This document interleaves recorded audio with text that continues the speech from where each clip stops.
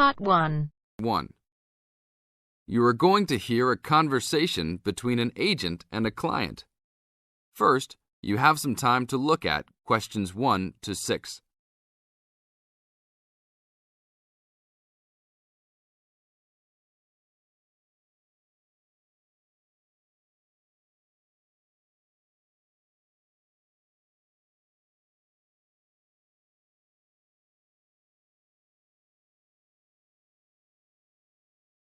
Now listen to the tape and answer the questions.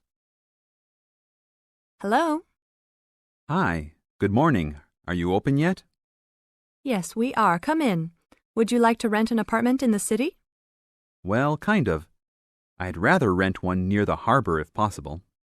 Oh, okay. Do you like the water? Yes, I do, but I actually repair sailboats for a living, so I'd like to be close to work. That's understandable. We all want to live close to work. Well, I think I have something near there. How many rooms would you like? Just one. I'm alone. But I would like to have an extra room for my dog. So you'd like 2 rooms and an apartment that accepts animals. Here's one. It's 1 block up from the harbor and renting for $445. How's that? That's perfect. Just what I was hoping to pay. What floor is it on? Floor? Oh, it's on the 12th floor. That's too high. I'd like to be on the 1st or 2nd floor so that I don't have to use the elevator. My dog, he's scared of them. Oh, well then, that's a little more complicated. Let me make a few calls. Okay, I think I found a couple more for you. Here's one that might suit your needs. How much? $395 a month. That's cheap. But it's only a 1-bedroom, a large one, but it's still just 1 room. Oh, well, regardless of whether the room is small, I still need a separate room for my dog. What else do you have? Then I have a 2-bedroom for $565 on the 2nd floor that is a little further away from the harbor. How far? About a half mile, and they accept pets. That's a little more than I had planned on paying, but I guess I could look at it. What's the address? 224 Williams Avenue, Harbor Square. 224 Williams Avenue. Got it.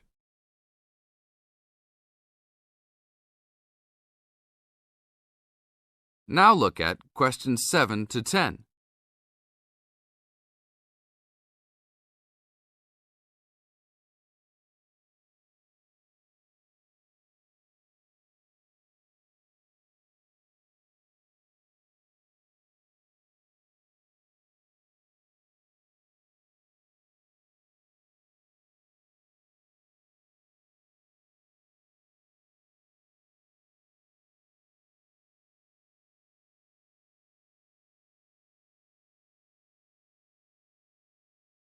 As the talk continues, answer questions 7 to 10. What else is included? Let's see, it has a washer and dryer, refrigerator and stove, a bed, dressers and shelves, and access to a swimming pool, game room, and gym. Ooh, I'll definitely take a look. Hi, how did you like it? It's great. I love the amenities, but the bed and furniture are awfully dirty. Can they replace those before I move in? Sure, that shouldn't be a problem. Anything else? Yeah, I didn't see anywhere to park my car. Is there a parking lot in the basement? Yes, there is. Would you like to rent a space? No, I'd like that to be included in the rent. Oh, well, I'll see what I can do, but I can't guarantee that.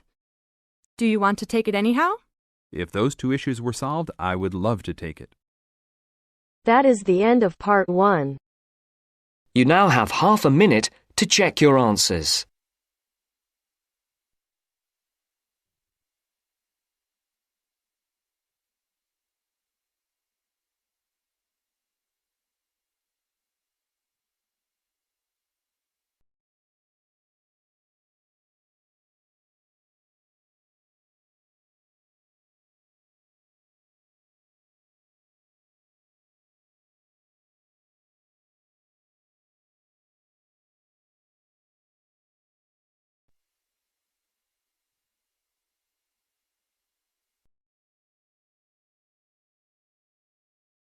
Now turns to Part 2.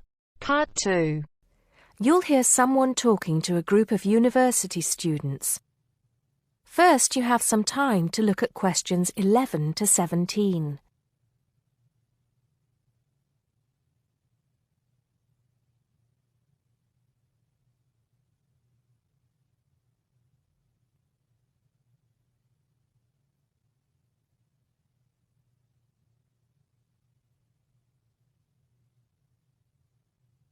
Now listen carefully and answer questions 11 to 17. Good morning, everybody, and welcome to Upton University. I hope you are settling in and beginning to find your way around. I know how confusing it can be when you start life at university, and that's why we have Freshers Week to help you find your feet. Before I go any further, I should perhaps introduce myself. My name is Sally Jackson, and I am the Secretary of the Students' Union, which has organized this week of events for you. You will usually find me in the office on the first floor of this building when I'm not attending lectures. Anyway, down to business. Of course, there are a few things that you are obliged to get done during your first week here. But once you've opened a bank account, if you haven't got one already, seen your director of studies to discuss which courses you are going to take, and signed up with a doctor, there will be plenty of time left to enjoy the events we have arranged for the week. And have we got a lot lined up for you? Throughout the week from Monday to Friday, every morning starting at 10 a.m., there will be orientation and welfare events. These will include tours of the campus, which, as you have probably noticed, is the size of a small town with 9,000 residential students, as well as sessions on developing study skills. We also have tours of Upton itself arranged for you, with a bus leaving from outside this building every afternoon at 5 o'clock. There are a number of interesting things to do and see in and around Upton, so you can expect visits to the castle and museum as well as the popular Ghost Walk. You'll need to sign up for this one, as numbers are limited. Just put your name on the list on the notice board in the entrance lobby. An important event is scheduled for Monday, that's the day after tomorrow, when we will be holding the academic fair. This is an opportunity for you to speak to students and academic staff about the courses that are on offer. The academic fair starts at 1 o'clock, by the way. There are a couple of other fairs that I think will interest you. First of all, we have the Societies Fair on Tuesday the 16th, which I think is an absolute must. You might not believe it, but the university has over 150 societies and sports clubs you can sign up for, so you are sure to find something of interest to you. That also starts at 1 o'clock, and it will be here in the Union Building. Also in this building is the Trade Fair on Wednesday from 2 until 5 in the afternoon. This one might sound a bit strange because you will find a load of banks and other businesses here trying to get your custom. You will find plenty of bargains and, best of all, a lot of the businesses give away stuff for free. Before you hear the rest of the talk, you have some time to look at questions 18 to 20.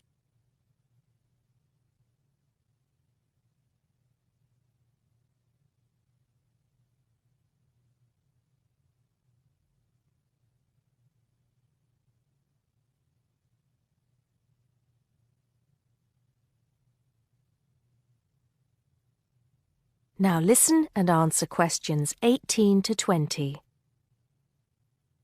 We've also got a great entertainment program lined up for you, starting tonight with our welcoming party. We have a top band lined up for your entertainment, but I'm not allowed to say who they are. All I can say is that I am sure you will not be disappointed. So come along to Blackmore Hall at 9 o'clock this evening to get your university experience off to a flying start. Just one point. I'm afraid this event is limited to freshers only. Because of space restrictions, you can't bring a friend tonight. Sorry about that. There's more fun and games on Monday in the Cotswold Theater here on campus. We have booked two of the cleverest comedians in the country, Paul Frazier and Jenny Brown, for a 3-hour show. Paul has assured us that he and Jenny have packed the show with new material, and as they always get rave reviews for their shows, I think we can look forward to an evening of great entertainment. That's in the Cotswold Theater on Monday evening at 7:30. Moving along a bit, on Thursday there is an important date for your diaries. This is the official Freshers opening ceremony, when the Dean welcomes you to Upton University. So remember, Thursday the 18th from 2:30 to 3:30 in Blackmore Hall. You certainly should go to this one, and by the way, light refreshments will be available. At the end of the week, on Saturday, you have the chance to dress up in your smartest evening wear for the official Freshers' Ball. Actually, although it's called a ball, it is quite a relaxed affair, so we are more than happy if you turn up wearing jeans and a t-shirt. The important thing is to relax and enjoy yourselves. Time and place are the same as for this evening's party. Blackmore Hall from 9 in the evening to 3 o'clock in the morning. Right. I think I've covered the most important and exciting events we have lined up for you, but there will be plenty of other things going on throughout the week, so remember to check the notice board in the entrance lobby regularly. Enjoy the rest of the day, and I look forward to meeting as many of you as possible this evening at the welcoming party. That is the end of part 2. You now have half a minute to check your answers.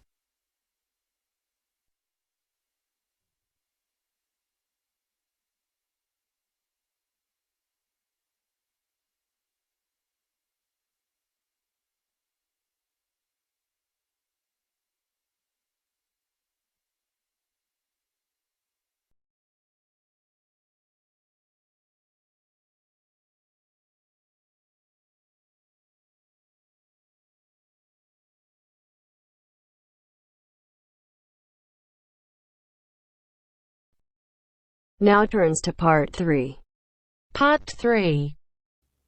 You will hear a discussion between two work colleagues and their manager about the restructuring of their company. First, you have some time to look at questions 21 to 25.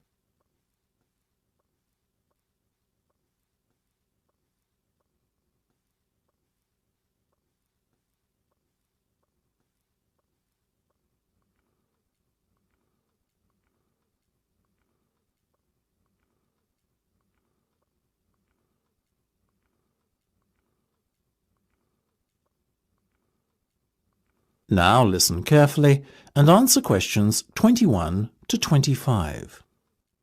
Come in, both of you. I believe you wanted to talk to me about something, is that right? Yes. Basically, all the staff are concerned about what the restructuring of the company is going to mean for them. None more so than myself and Nam, as we are the newest members. As I said to all staff at the meeting last week, there's no cause for concern.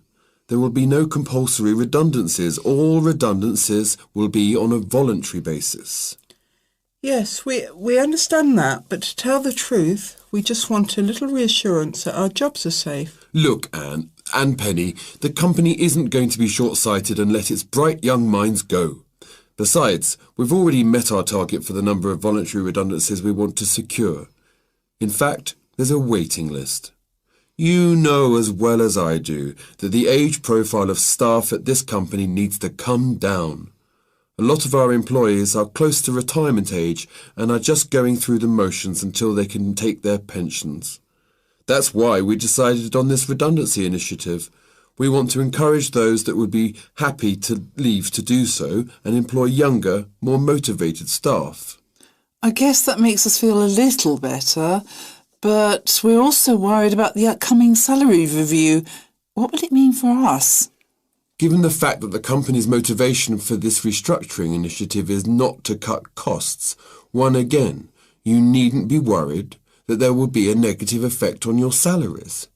We are running a very profitable business and we will reward our top performers in the upcoming review.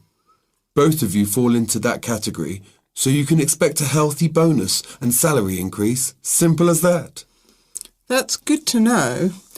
Another thing on our minds was the fact that with all these voluntary redundancies happening in the next few months, there will be a lot of positions opening up higher in the company. What we were wondering is, will the recruitment drive be an internal or an external one? Obviously, we will recruit internally where possible. That has always been company policy. So, if you're asking me will there be opportunities to gain a promotion in the near future, then the answer is very definitely yes. The type of candidate we would be looking for has a proven track record and is performance-driven. How can we improve our chances of getting promoted then, when the opportunity arises? Well, in the meantime, be prepared to take on additional responsibilities, especially those relating to the management of other members of staff. Obviously, the higher up you go in the company, the more involved you'll be in managing people. What the management team is looking for then is proof that you can work effectively with and manage other members of staff. Before you hear the rest of the discussion, you have some time to look at questions 26 to 30.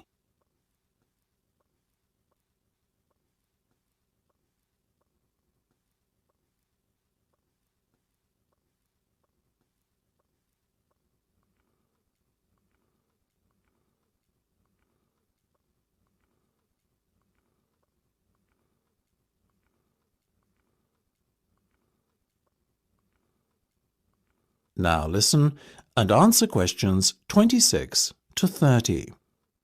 One more thing. Go on. This project you've given us to manage, is it a test of our abilities? I guess you could say it is a test of sorts, but look at it more as a chance for you to prove yourselves. Actually, now that I have you both here in private, can we talk about that a bit? Of course. OK, Penny. Let's start with you. Has the timescale been agreed yet? Yes. You said we have a total of 8 weeks to bring the product to launch. So we've decided to allocate 3 weeks at the beginning to product research and prototype testing. Very good. Then after that, we are going to spend a further 3 weeks formulating our marketing strategy and doing some research and testing on a sample of the target market itself to get some feedback. And presumably the last 2 weeks will be devoted to the launch? Exactly. Now, let's talk estimated costs. Well, you've given us a total budget of £100,000. Of that, we're allocating 50% to product development and testing, a further 25% to marketing, and £25,000 will be spent on the launch. Penny, give me a breakdown of the launch costs, would you? Sure. £10,000 will be spent on hiring and decorating the venue, £10,000 will be spent on promotional work, and the remaining money will be used to pay for catering and administrative costs. I'm very happy with that, to be honest. As I said, you guys should stop worrying. You're doing a fantastic job, so keep it up.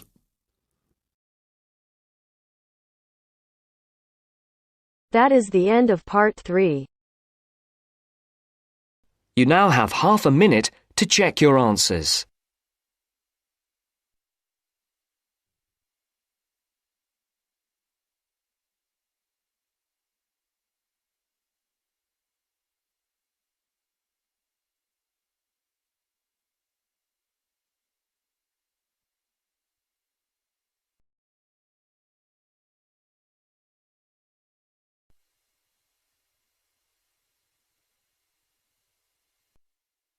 Now turns to part 4. Part 4. You are going to hear a lecture about the geographic information about Australia. You now have some time to read questions 31 to 40.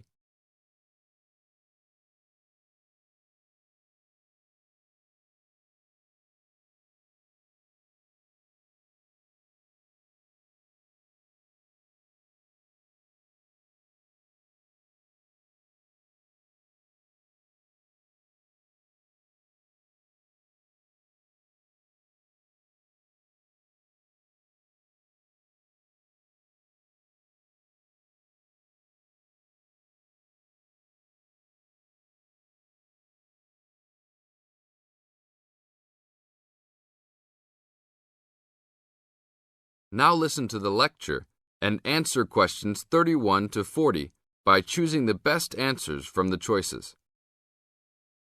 Good morning, everybody.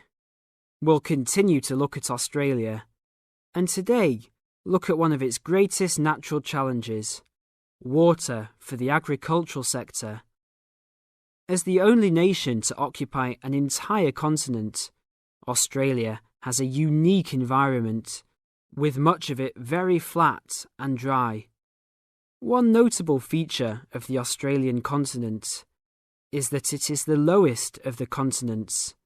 The average elevation is less than 300 metres, compared with the world's mean of 700 metres, and its highest mountain is only 2,228 metres, so it is overall a very flat country. It is also dry. In fact, Australia is the driest, after Antarctica, of the continents. Yet Australia has extremes of climate and topography. There are rainforests and vast plains in the north, snowfields in the southeast, deserts in the centre, and fertile croplands in the east, south, and southwest. And Australia contains some of the wettest areas on Earth. In western Tasmania and on the northern Queensland coast. But half of the continent has an annual rainfall of less than 300 millimetres each year, and only 20% has more than 600 millimetres each year. A major problem is that the limited water resources do not match up with where water is consumed. The major water resources are in northern Australia and Tasmania, whereas most of the agriculture and people are in southeastern mainland Australia. The agricultural sector is the largest consumer of both self-extracted and main supplied water, using over 70% of total net water consumption. Electricity and gas supply and water, sewerage and drainage services use notable amounts of self-extracted water. However, net consumption in the household sector is the lowest, just 8% of total net water used. Australia's water use increased by 25% over the decade between the mid-1980s and mid-1990s. Much of this increase was due to irrigated agriculture, which, as noted earlier, accounts for over 70% of national water demand. Since the mid-1990s, the growth and profitability of irrigated agriculture has outstripped the dryland agriculture sector. Irrigated commodities contributed almost a third of total farm exports in the mid-1990s. The results of a special government report in 2000 showed that if today's water use arrangements continue, the water needs of the rural industries will outstrip water availability by about 2020. Irrigated agriculture, Australia's major water-using sector, would be seriously affected by the shortfall. And although groundwater underlies large areas of Australia, it accounts for only 4% of water use. So, clearly, apart from water for households, which mainly comes from dams or rivers, it is the rural sector where efforts towards water conservation are particularly directed. In this sector, the largest consumers of water are the meat and wool industries. One of the major problems in considering sustainable agriculture is the large amounts of irrigated water used to produce these products. Some of the crops, such as wheat, maize, and soybeans, also use a lot of water. Furthermore, many crops are grown in dry areas, where up to half the available water evaporates from the soil surface or seeps down too low into the ground for the plant roots to reach it. Well, that's all we have time for this morning. You will be able to do further study on this topic in the library, and I have a handout here with references for those who want to come out to the front to collect it. Next week, we'll look at outback farming and... That is the end of part 4. You now have half a minute to check your answers.